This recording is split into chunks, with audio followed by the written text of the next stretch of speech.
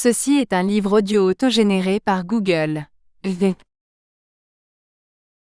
Livre, Le collier de la reine, tome 2. Par Alexandre Dumas. Auguste Mackay. Chapitre 48, Jeanne protégée. Maîtresse d'un pareil secret, riche d'un pareil avenir, étayée de deux appuis si considérables, Jeanne se sentit forte à lever le monde. Elle se donna 15 jours de délai pour commencer de mordre pleinement à la grappe savoureuse que la fortune suspendait au-dessus de son front. Paraître à la cour non plus comme une solliciteuse, non plus comme la pauvre mendiante retirée par Madame de Boulainvilliers, mais comme une descendante des Valois, riche de 100 000 livres de rente, avoir un mari duc et pair, s'appeler la favorite de la reine, et par ce temps d'intrigue et d'orage, gouverner l'État en gouvernant le roi par Marie-Antoinette, voilà tout simplement le panorama qui se déroula devant l'inépuisable imagination de la comtesse de La Motte. Le jour venu, elle ne fit qu'un bond jusqu'à Versailles. Elle n'avait pas de lettre d'audience, mais sa foi en sa fortune était devenue telle que Jeanne ne doutait plus de voir fléchir l'étiquette devant son désir. Et elle avait raison. Tous ces officieux de cour, si fort empressés de deviner les goûts du maître, avaient remarqué déjà combien Marie-Antoinette prenait de plaisir dans la société de la jolie comtesse. C'en fut assez pour qu'à son arrivée un huissier intelligent, jaloux de se faire bien venir, alla se placer sur le passage de la reine qui venait de la chapelle, et là, comme par hasard, prononça devant le gentilhomme de service ces mots. « Monsieur, comment faire pour Madame la comtesse de La Motte Valois, qui n'a pas de lettre d'audience ?» La reine causait bas, avec Madame de Lamballe. Le nom de Jeanne, adroitement lancé par cet homme, l'arrêta dans sa conversation. Elle se retourna. « Ne dit-on pas, demanda-t-elle, qu'il y a là Madame de La Motte Valois ? » « Je crois que oui, Votre Majesté, » répliqua le gentilhomme. « Qui dit cela ? » « Cet huissier, madame. » L'huissier s'inclina modestement. « Je recevrai Madame de La Motte Valois, » fit la reine qui continua sa route. Puis, en se retirant, « Vous la conduirez dans le cabinet des bains, » dit-elle. Et elle passa. Jeanne, à qui cet homme raconta simplement ce qu'il venait de faire, porta tout de suite la main à sa bourse, mais l'huissier l'arrêta par un sourire. « Madame la comtesse, veuillez, je vous prie, dit-il, accumuler cette dette. Vous pourrez bientôt me la payer avec de meilleurs intérêts. » Jeanne remit l'argent dans sa poche. « Vous avez raison, mon ami, merci. » Pourquoi, se dit-elle, ne protègerais-je pas un huissier qui m'a protégée ? J'en fais autant pour un cardinal. Jeanne se trouva bientôt en présence de sa souveraine. Marie-Antoinette était sérieuse, peu disposée en apparence, peut-être même par cela qu'elle avait trop favorisé la comtesse avec une réception inespérée. Mais, au fond, pensa l'ami de Monsieur de Rohan, la reine se figure que je vais encore mendier avant que j'aie prononcé 20 mots. Elle se sera déridée, ou m'aura fait jeter à la porte. « Madame, » dit la reine, « je n'ai pas encore trouvé l'occasion de parler au roi. » « Ah, madame, votre majesté n'a été que trop bonne déjà pour moi, et je n'attends rien de plus. Je venais. »« Pourquoi venez-vous » dit la reine habile à saisir les transitions. « Vous n'aviez pas demandé audience. »« Il y a urgence peut-être, pour vous ?»« Urgence, oui madame, mais pour moi, non. »« Pour moi, alors voyons, parlez, comtesse. » Et la reine conduisit Jeanne dans la salle des bains, où ses femmes l'attendaient.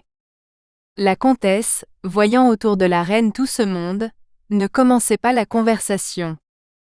La reine, une fois au bain, renvoya ses femmes. « Madame, » dit Jeanne, « votre majesté me voit bien embarrassée. »« Comment cela ? » ?»« Je vous le disais bien. Votre majesté sait, je crois le lui avoir dit, toute la grâce que met monsieur le cardinal de Rohan à m'obliger. » La reine fronça le sourcil. « Je ne sais, dit-elle. Je croyais. N'importe, dites. Eh bien, madame, son éminence me fit l'honneur avant-hier de me rendre visite. Ah! C'était pour une bonne œuvre, que je préside. Très bien, comtesse, très bien. Je donnerai aussi, à votre bonne œuvre. Votre Majesté se méprend. J'ai eu l'honneur de lui dire que je ne demandais rien. Monsieur le cardinal, selon sa coutume, me parla de la bonté de la reine, de sa grâce inépuisable, et demanda que je protégeasse ses protégés. D'abord. Oui, votre Majesté. Je le ferai non pour monsieur le cardinal, mais pour les malheureux que j'accueille toujours bien, de quelque part qu'ils viennent. Seulement, dites à son éminence que je suis fort gêné. Hélas, madame, voilà bien ce que je lui dis, et de là vient l'embarras que je signalais à la reine. Ah! J'exprimais à monsieur le cardinal toute la charité si ardente dont s'emplit le cœur de votre Majesté à l'annonce d'une infortune quelconque, toute la générosité, qui fait vider incessamment la bourse de la reine, trop étroite toujours. Bien, bien. Tenez, monseigneur, lui dis-je, comme exemple, Sa Majesté se rend esclave de ses propres bontés. Elle se sacrifie à ses pauvres. Le bien qu'elle fait lui tourne à mal, et là-dessus je m'accusais moi-même. Comment cela, comtesse, dit la reine qui écoutait, soit que Jeanne eût su la prendre par son faible, soit que l'esprit distingué de Marie-Antoinette sentit sous la longueur de ce préambule un vif intérêt, résultant pour elle de la préparation. Je dis, madame, que votre Majesté m'avait donné une forte somme quelques jours avant, que 1000 fois, au moins, cela était arrivé depuis 2 ans à la reine, et que si la reine eût été moins sensible, moins généreuse, elle aurait 2 millions en caisse, grâce auxquels nulle considération ne l'empêcherait de se donner ce beau collier de diamants, si noblement, si courageusement, mais permettez-moi de le dire, madame, si injustement repoussé. La reine rougit, et se remit à regarder Jeanne. Évidemment, la conclusion se renfermait dans la dernière phrase. Y avait-il piège? Y avait-il seulement flagornerie? Certes, la question étant ainsi posée, il ne pouvait manquer d'y avoir danger pour une reine. Mais Sa Majesté rencontra sur le visage de Jeanne tant de douceur, de candide bienveillance, tant de vérité pure, que rien n'accusait une pareille physionomie d'être perfide ou adulatrice. Et comme la reine elle-même avait une âme pleine de vraie générosité, et que dans la générosité, il y a toujours la force, dans la force toujours la solide vérité, alors Marie-Antoinette, poussant un soupir. Oui, dit-elle, le collier est beau, il était beau, veux-je dire, et je suis bien aise qu'une femme de goût me loue de l'avoir repoussé. Si vous saviez, madame, s'écria Jeanne, coupant à propos la phrase, comme on finit par connaître les sentiments des gens lorsqu'on porte intérêt à ceux que ces gens aiment. Que voulez-vous dire? Je veux dire, madame, qu'en apprenant votre héroïque sacrifice du collier, je vis monsieur de Rohan pâlir. Pâlir. En un moment ses yeux se remplirent de larmes. Je ne sais, madame, s'il est vrai que monsieur de Rohan soit un bel homme et un seigneur accompli, ainsi que beaucoup le prétendent, ce que je sais, c'est qu'en ce moment, sa figure, éclairée par le feu de son âme, est toute sillonnée de larmes provoquées par votre généreux désintéressement, que dis-je? Par votre privation sublime, cette figure-là ne sortira jamais de mon souvenir. La reine s'arrêta un moment à faire tomber l'eau du bec de cygne doré, qui plongeait sur sa baignoire de marbre. Eh bien, comtesse, dit-elle, puisque monsieur de Rohan vous a paru si beau et si accompli que vous venez de le dire, je ne vous engage pas à le lui laisser voir. C'est un prélat mondain, un pasteur qui prend la brebis autant pour lui-même que pour le Seigneur. Oh! Madame! Eh bien quoi? Est-ce que je le calomnie? N'est-ce pas là, sa réputation? Ne s'en fait-il pas une sorte de gloire? Ne le voyez-vous pas, au jour de cérémonie, agiter ses belles mains en l'air? Elles sont belles, c'est vrai, pour les rendre plus blanches, et sur ses mains, étincelant de la bague pastorale, les dévotes fixant des yeux plus brillants que le diamant du cardinal. Jeanne s'inclina. Les trophées du cardinal, poursuivit la reine, emportés, sont nombreux. Quelques-uns ont fait scandale. Le prélat est un amoureux comme ceux de la fronde. Le loup qui voudra pour cela, je me récuse, allez. Eh bien, madame, fit Jeanne mise à l'aise par cette familiarité, comme aussi par la situation toute physique de son interlocutrice. Je ne sais pas si monsieur le cardinal pensait aux dévotes, quand il me parlait si ardemment des vertus de votre majesté, mais tout ce que je sais, c'est que ses belles mains, au lieu d'être en l'air, s'appuyaient sur son cœur. La reine secoua la tête en riant forcément. Oui-da, pensa Jeanne, est-ce que les choses iraient mieux que nous ne le croyions? Est-ce que le dépit serait notre auxiliaire? Oh! Nous aurions trop de facilité, alors. La reine reprit vite son air noble et indifférent. Continuez, dit-elle. Votre majesté me glace, cette modestie qui lui fait repousser même la louange. Du cardinal. Oh! Oui. Mais pourquoi, madame? Parce qu'elle m'est suspecte, comtesse. Il ne m'appartient pas, répliqua Jeanne avec le plus profond respect, de défendre celui qui a été assez malheureux pour être tombé dans la disgrâce de votre majesté. N'en doutons pas un moment, celui-là est bien coupable, puisqu'il a déplu à la reine. Monsieur de Rohan ne m'a pas déplu, il m'a offensé. Mais je suis reine et chrétienne, et doublement portée par conséquent à oublier les offenses. Et la reine dit ces paroles avec cette majestueuse bonté, qui n'appartient qu'à elle. Jeanne se tut. Vous ne dites plus rien? Je serais suspecte à votre majesté. J'encourrais sa disgrâce, son blâme, en exprimant une opinion qui froisserait la sienne. Vous pensez le contraire de ce que je pense à l'égard du cardinal? Diamétralement, madame. Vous ne parleriez pas ainsi, le jour où vous sauriez ce que le prince Louis a fait contre moi. Je sais seulement ce que je l'ai vu faire, pour le service de votre majesté. Des galanteries? Jeanne s'inclina. Des politesses, des souhaits, des compliments? Continua la reine. Jeanne se tut. Vous avez pour monsieur de Rohan une amitié vive, comtesse, je ne l'attaquerai plus devant vous. Et la reine se mit à rire. Madame, répondit Jeanne, j'aimais mieux votre colère que votre raillerie.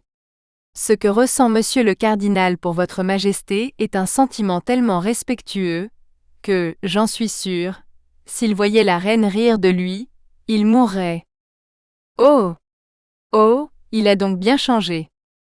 Mais votre majesté me faisait l'honneur de me dire l'autre jour, que depuis 10 ans déjà, monsieur de Rohan était passionnément.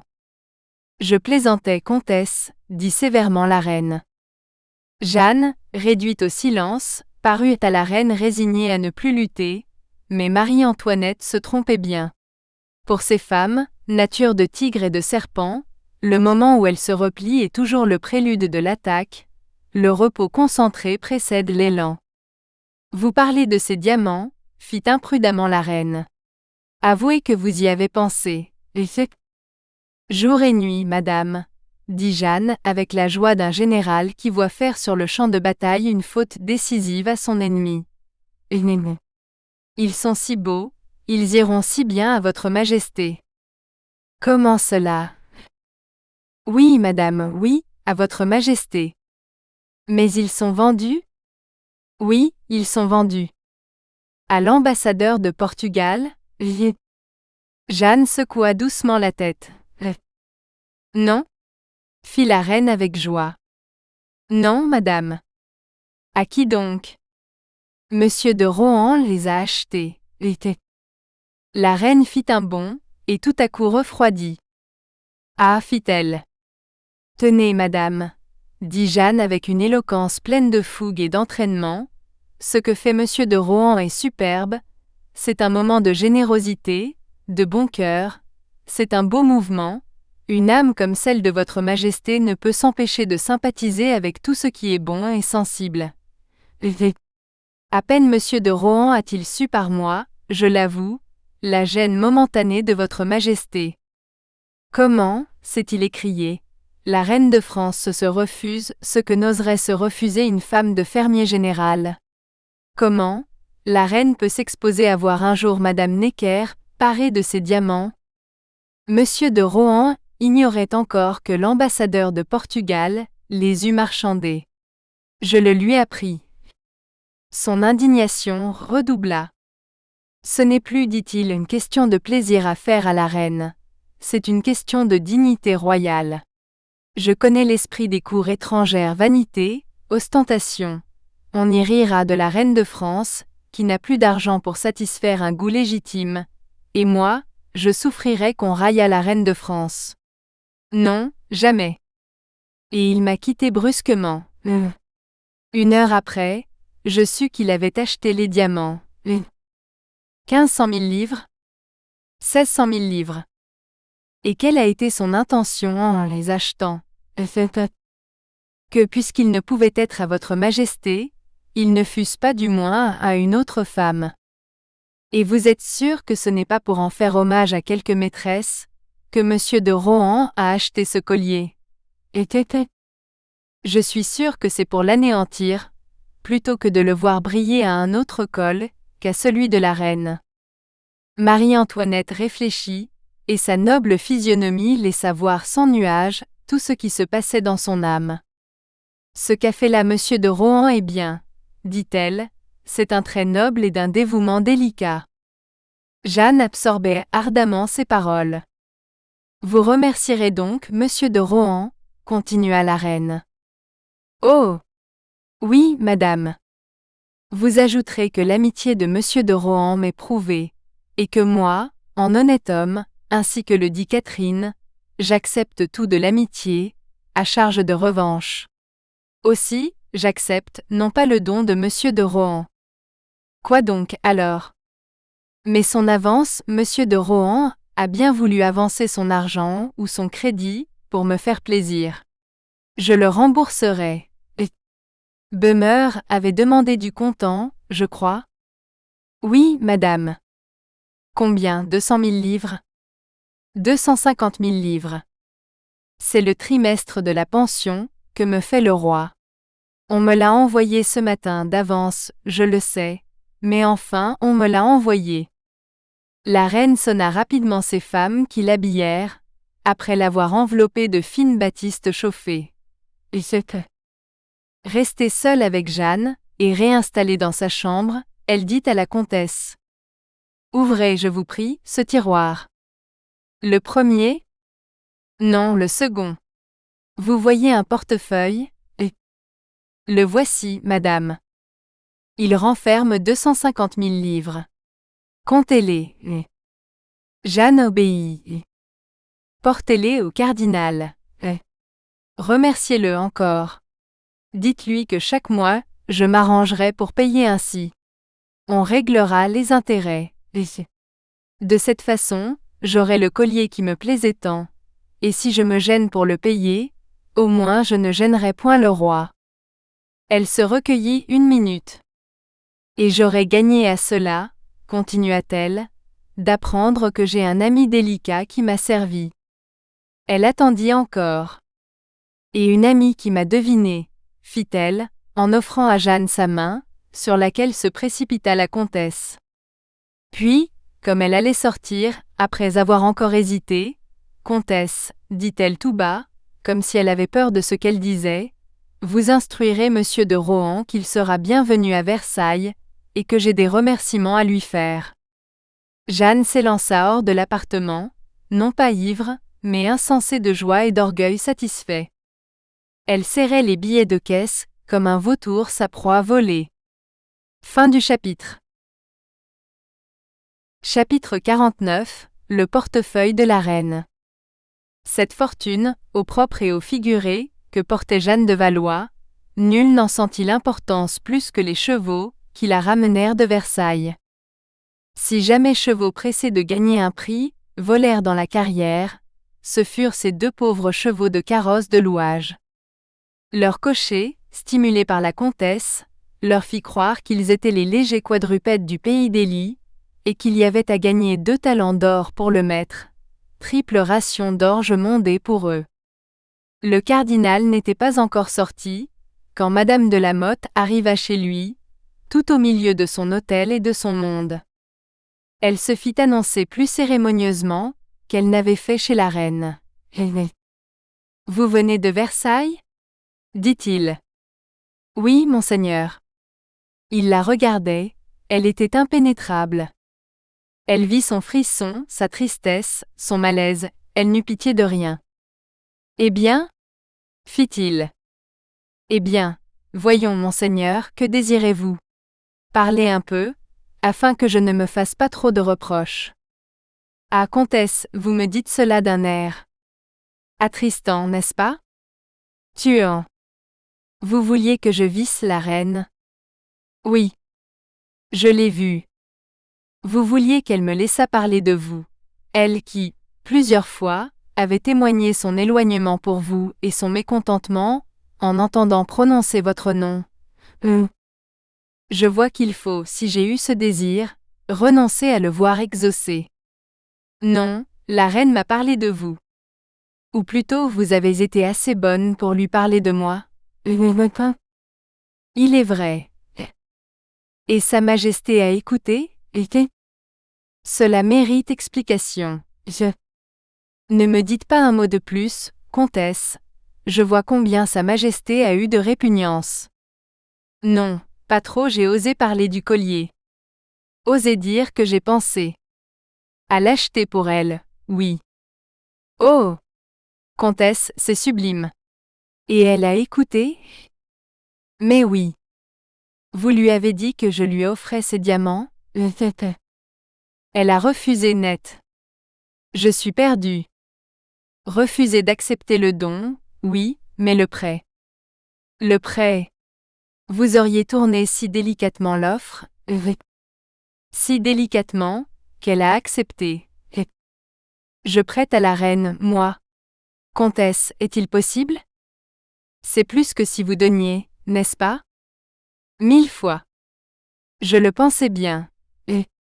Toutefois, Sa Majesté accepte. Le cardinal se leva, puis se rassit. Il vint encore jusqu'à Jeanne, et lui prenant les mains. Ne me trompez pas, dit-il. Songez qu'avec un mot, vous pouvez faire de moi le dernier des hommes. On ne joue pas avec des passions, monseigneur, c'est bonne avec le ridicule, et les hommes de votre rang et de votre mérite ne peuvent jamais être ridicules. C'est vrai. Alors ce que vous me dites est l'exacte vérité. J'ai un secret avec la reine. Un secret mortel. Le cardinal courut à Jeanne, et lui serra la main tendrement. J'aime cette poignée de main, dit la comtesse, elle est d'un homme à un homme. Elle est d'un homme heureux à un ange protecteur. Monseigneur, n'exagérez rien. Oh! Si fait ma joie, ma reconnaissance, jamais. Mais vous exagérez l'une et l'autre. Prêtez 1,5 million à la reine. N'est-ce pas cela qu'il vous fallait? Le cardinal soupira. Buckingham eût demandé autre chose à Anne d'Autriche, monseigneur, après ses perles semées sur le parquet de la chambre royale. Ce que Buckingham a eu, comtesse, je ne veux pas même le souhaiter, fût-ce en rêve. Vous vous expliquerez de cela, monseigneur, avec la reine, car elle m'a donné ordre de vous avertir qu'elle vous verrait avec plaisir à Versailles. L'imprudente n'eut pas plutôt laissé échapper ces mots, que le cardinal blanchit comme un adolescent sous le premier baiser d'amour. Le fauteuil qui se trouvait à sa portée, il le prit en tâtonnant comme un homme ivre. Ah, pensa Jeanne, c'est encore plus sérieux que je ne croyais, j'avais rêvé le duché, la pairie, 100 000 livres de rente, j'irais jusqu'à la principauté, jusqu'au demi-million de rente, car monsieur de Rohan ne travaille ni par ambition, ni par avarice, il travaille par amour. Monsieur de Rohan se remit vite. La joie n'est pas une maladie qui dure longtemps, et comme c'était un esprit solide, il jugea convenable de parler affaires avec Jeanne, afin de lui faire oublier qu'il venait de parler amour. Elle le laissa faire. Mon ami, dit-il en serrant Jeanne dans ses bras, que prétend faire la reine de ce prêt que vous lui avez supposé? Vous me demandez cela, parce que la reine est censée n'avoir pas d'argent? Tout juste. Eh bien, elle prétend vous payer comme si elle payait Bummer, avec cette différence que si elle avait acheté de Bummer, tout Paris le saurait, chose impossible depuis le fameux mot du vaisseau, et que si elle faisait faire la moue au roi, toute la France ferait la grimace. La reine veut donc avoir en détail les diamants, et les payer en détail. Vous lui en fournirez l'occasion, vous êtes pour elle un caissier discret, un caissier solvable, dans le cas où elle se trouverait embarrassée, voilà tout. Elle est heureuse et elle paie. N'en demandez pas davantage. Elle paye. Comment? La reine, femme qui comprend tout, sait bien que vous avez des dettes, monseigneur. Et puis elle est fière. Ce n'est pas une amie qui reçoive des présents quand je lui ai dit que vous aviez avancé 250 000 livres. Vous le lui avez dit, et... Pourquoi pas? C'était lui rendre tout de suite l'affaire impossible. C'était lui procurer le moyen, la raison de l'accepter. Rien pour rien, voilà la devise de la reine. Mon Dieu! Jeanne fouilla tranquillement dans sa poche, et en tira le portefeuille de Sa Majesté. Qu'est-ce cela? Dit Monsieur de Rohan. Un portefeuille qui renferme des billets de caisse, pour 250 000 livres. Mais... Et la reine vous les adresse avec un beau merci. Oh! Le compte y est. J'ai compté. Il s'agit bien de cela. Mais que regardez-vous? Je regarde ce portefeuille, que je ne vous connaissais pas. Il vous plaît. Cependant il n'est ni beau, ni riche. Il me plaît, je ne sais pourquoi. Vous avez bon goût. Vous me raillez? En quoi dites-vous que j'ai bon goût? Sans doute, puisque vous avez le même goût que la reine. Ce portefeuille était à la reine, monseigneur. Y tenez-vous? Oh! Beaucoup. Monsieur de Rohan soupira. Cela se conçoit, dit-il. Cependant, s'il vous faisait plaisir, dit la comtesse avec ce sourire qui perd les seins. Vous n'en doutez pas, comtesse, mais je ne veux pas vous en priver. Prenez-le. Comtesse, s'écria le cardinal entraîné par sa joie, vous êtes l'amie la plus précieuse, la plus spirituelle, la plus... Oui, oui. Et c'est entre nous. À la vie, à la mort, on dit toujours cela. Non, je n'ai qu'un mérite. Lequel donc? Celui d'avoir fait vos affaires avec assez de bonheur, et avec beaucoup de zèle. Si vous n'aviez que ce bonheur-là, mon ami, je dirais que je vous vaux presque, attendu que moi, tandis que vous alliez à Versailles, pauvre cher, j'ai aussi travaillé pour vous. Jeanne regarda le cardinal, avec surprise. Oui, misère, fit-il. Un homme est venu, mon banquier, me proposer des actions sur je ne sais quelle affaire de marais à dessécher, ou à exploiter. Et ah! C'était un profit certain, j'ai accepté. Eh bien vous fîtes. Oh!